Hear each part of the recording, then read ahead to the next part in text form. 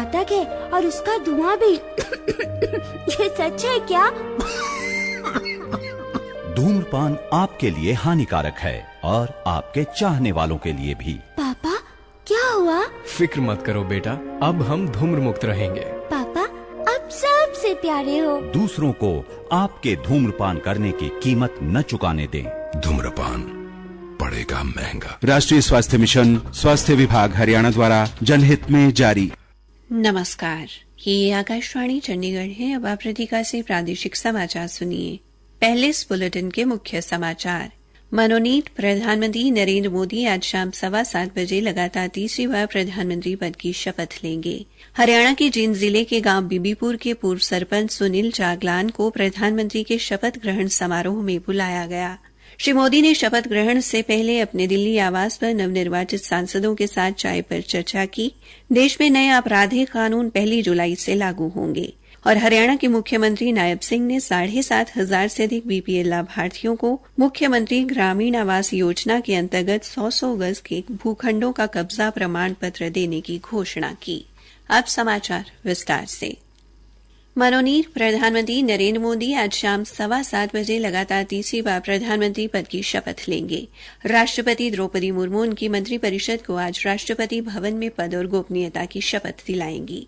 आज के शपथ ग्रहण समारोह के लिए कई पड़ोसी देशों के नेताओं को आमंत्रित किया गया है। इनमें श्रीलंका के राष्ट्रपति रानिल विक्रमसिंघे, मालदीव के राष्ट्रपति डॉ मोहम्मद मुइज्जू, सोशेल्स के उपराष्ट्रपति अहमद अफीफ, बांग्लादेश की प्रधानमंत्री शेख हसीना, मॉरिशस के प्रधानमंत्री प्रविंद कुमार जगनॉथ, नेपाल के प्रधानमंत्री पुष्प कमल और भूटान के प्रधानमंत्री शेरिंग तोब्गे शामिल हैं। मालदीव के राष्ट्रपति और मॉरिशस के प्रधानमंत्री समारोह के लिए आज दिल्ली पहुंच गए हैं, जबकि बांग्लादेश की प्रधानमंत्री और सेशेल्स के उपराष्ट्रपति कल नई दिल्ली पहुंच गए थे।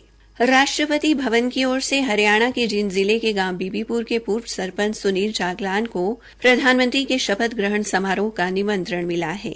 आज आकाशवाणी समाचार से बातचीत में सुनील जागलान ने कहा, और आज होने वाले प्रधानमंत्री पद की शपथ के कार्यक्रम में मुझे राष्ट्रपति भवन से न्योता मिला है।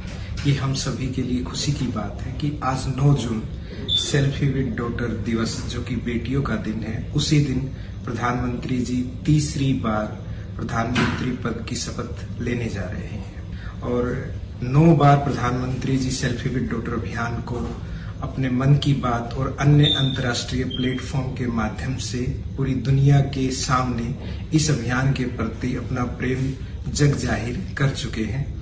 तो यह हम जैसे सभी सामान्य व्यक्तियों के लिए बड़े गर्वित क्षण है कि बीबीपुर गांव के रहने वाले सामाजिक कार्यकर्ता को भी राष्ट्रपति भवन में प्रधानमंत्री जी के शपथ ग्रहण समारोह में जाने का मौका मिला है। उल्लेखनीय है कि सुनील जागलान ने आज ही के दिन 9 जून 2015 को अपने गांव से सेल्फी विद डॉटर अभियान की शुरुआत की थी, जिससे प्रधानमंत्री काफी खुश हुए थे। उन्होंने इस अभियान की प्रशंसा न केवल रेडियो कार्यक्रम मन की बात में की, बल्कि विदेश में भी सुनील जागलान के इस अभियान की प्रशंसा की। सुनील जागलान के सरपंच काल में बीबीपुर ग्राम पंचायत को कई बार पुरस्कार भी हासिल हुए। मनोनीत प्रधानमंत्री नरेंद्र मोदी ने आज शपथ ग्रहण से पहले अपने दिल्ली आवास पर नवनिर्वाचित सांसदों के साथ चाय पर चर्चा की। इस चर्चा में भारतीय जनता पार्टी के नेता अमित शाह, जगत प्रकाश नड्डा, डॉक्टर एस जयशंकर, श्रीमती निर्मला सीतारमण, नितिन गडकरी, धर्मेंद्र प्रधान, पीयूष गोयल, ज्योतिरादित्य सिंधिया, किरण रिजिजू, राव इंद्रजीत सिंह, कृष्णपाल गुर्जर और करनाल से नवनिर्वाचित सांसद मनोहर लाल शामिल थे। लोक जनशक्ति पार्टी रामविलास गुट के प्रमुख चिराग पासवान ने भी प्रधानमंत्री से उनके आवास पर मुलाकात की। हरियाणा के पूर्व मुख्यमंत्री सांसद मनोहर लाल ने कहा कि ये एक परंपरा होती है कि मंत्रिपरिषद में शामिल किए जाने वाले सांसदों को चाय पर बुलाया जाता है। प्रादेशिक समाचार आकाशवाणी चंडीगढ़ से प्रसारित किए जा रहे हैं।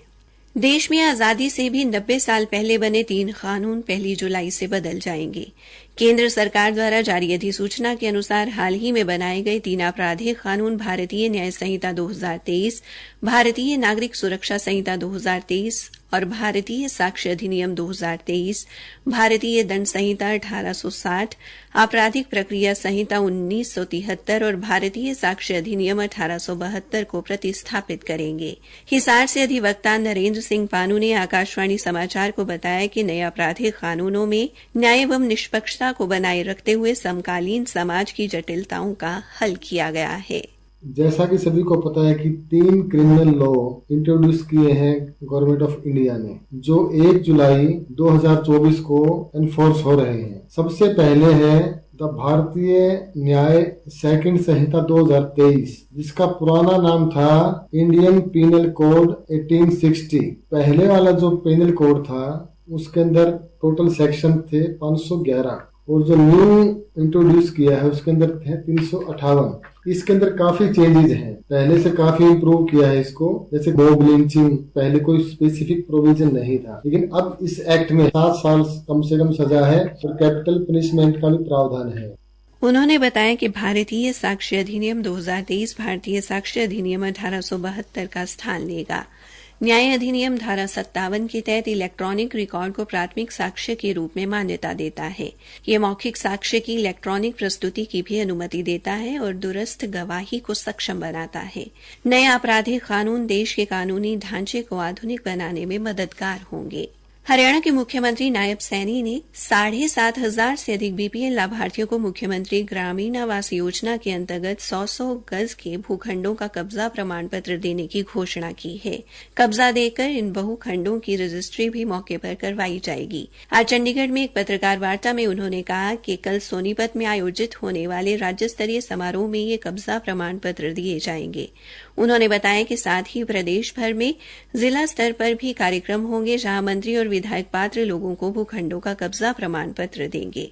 मुख्यमंत्री ने कहा कि इसके अलावा बाकी 12,500 लाभार्थियों को सरकार भूखंड खरीदने के लिए 1-1 लाख रुपए तक की राशि देगी। उन्होंने बताया कि राज्य सरकार सर्वे के माध्यम से नए पात्र लोगों को चिन्हित कर रही है। ऐसे लाभार्थियों के लिए भी सरकार जल्द ही एक पोर्टल खोलेगी, जिस पर ये लोग मकान के लिए आवेदन कर सकेंगे। मुख्यमंत्री ने कहा कि पिछले 10 वर्षों के दौरान हरियाणा में प्रधानमंत्री आवास योजना के तहत 14,939 मकान बनाकर गरीब लोगों को दिए गए हैं। योजना के तहत लगभग 552 करोड़ रुपए की राशि खर्च की गई है। इसके अलावा 15,356 मकान निर्माणाधीन हैं। इन मकानों की चाबियां भी जल्द ही लाभार्थियों को दी जाएंगी। हरियाणा सरकार ने जनता की शिकायतों के समाधान के लिए मुख्य सचिव कार्यालय में समाधान प्रकोष्ठ की स्थापना की है। इसके द्वारा जनता की शिकायतों के समाधान के लिए सुबह 9 बजे से 11 बजे तक प्रत्येक जिला और उपमंडल मुख्यालय में समाधान शिविर का आयोजन किया जाएगा। मुख्य सचिव TVSN प्रसाद ने आज चंडीगढ़ में मीडिया कर्मियों से बातचीत में ये जानकारी दी। उन्होंने कहा कि आमतौर पर जनता की शिकायतों में जो 2 चरण शामिल होते हैं, नीति निर्माण से संबंधित मुद्दे और कार्यान्वयन प्रक्रिया में अड़चनें। नीतिगत भाग से संबंधित मुद्दों को प्रशासनिक सचिवों के समन्वय से समाधान प्रकोष्ठ द्वारा राज्य मुख्यालय स्तर पर हल किया जाएगा, जबकि कार्यान्वयन की अड़चनों को जिला प्रशासन के माध्यम से समाधान शिविरों में दूर किया जाएगा। अंत में मुख्य समाचार एक बार फिर।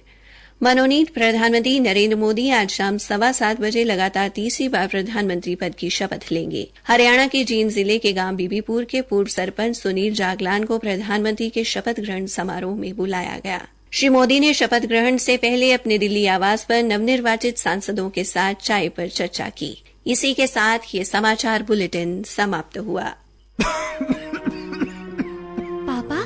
में कहते हैं धूम्रपान घातक है और उसका धुआं भी। ये सच है क्या? धूम्रपान आपके लिए हानिकारक है और आपके चाहने वालों के लिए भी। पापा क्या हुआ? फिक्र मत करो बेटा, अब हम धूम्र मुक्त रहेंगे। पापा अब सबसे प्यारे हो। दूसरों को आपके धूम्रपान करने की कीमत न चुकाने दें।